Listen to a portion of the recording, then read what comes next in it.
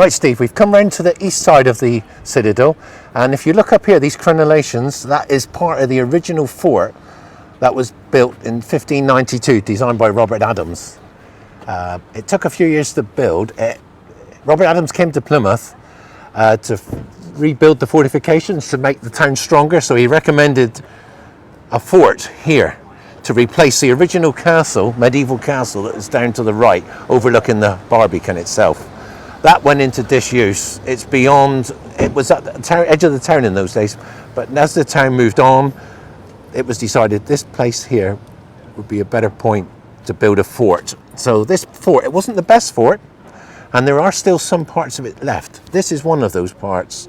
If you look on the map I have here, it's this piece here, where it comes down on high ground and turns right and then goes down. It's not to scale, but it's pretty good. Again, please, Phil? This is where we are. Yeah. That wall up there is this wall here, the original fort. It certainly looks like it, doesn't it? Yes. Now, the government, the Crown took control of this fort. They recommended it, they paid for it, they built it, and they took over the governance of St Nicholas's Island for military purposes. Now, this caused a problem between the town and the council.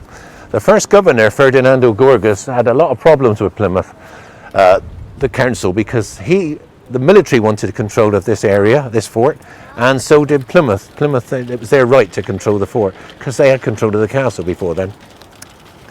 This went on through the years. Every time a new governor came, I forget his name now, James Bagg was another one who had problems, and Jacob Astley, who became a royalist general under the king when the Civil War broke out. He was the last royalist governor of this old fort. He was very strong. He would go into Puritan houses and break up their meetings. But the good thing about him, he was a good friend of Philip Francis, who later became a wartime mayor of Plymouth, Plymouth's greatest Civil War mayor. He got along with the military, but the new mayors after, there was a lot of controversy still between the military and the civic leaders of this town. Phil. Yes, Steve? Can you explain to us, because I got confused just a little while ago about the citadel, Plymouth Fort, and the castle. All right. Plymouth Castle, the original castle down over the Barbican. Which is down whereabouts, Phil? Down towards north of to the north. Down that way, yeah, we're behind that bus, up on the hill. Yeah. Lambay Hill. Lambay Hill, yes. Yeah. That was the original fortification for Plymouth with the two piers.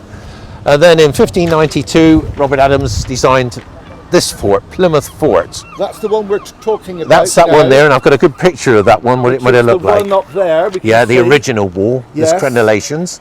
And then in the late 1660s, you got a picture there, Phil? Yeah, Plymouth Fort. Right. In the late 1660s, after the Civil War, the fort was dismantled, most of it, and the citadel was built. And that's the citadel we know today? Yes, except for this piece that was put on not very long ago. So it's got bigger as time's gone by? A lot bigger, yes. That's quite a lovely artwork, isn't it? Yeah, you can see Henry VIII's tower there. They incorporated it into the... No, that tower is the one we looked at just a minute ago. Yes, Henry VIII's it's tower. on the Hove Rocks almost. Yes. Yes. And Fisher's Nose would be over here. But it was quite a big castle. There's the old chapels in there. Which is still there today, isn't it? It's the marks there. There's the yes. the indents for it. It's been marked out, but there's a new chapel in there now, I think. But it gives you a good idea what it looked like. Thank you very much, Phil. That's right, Steve.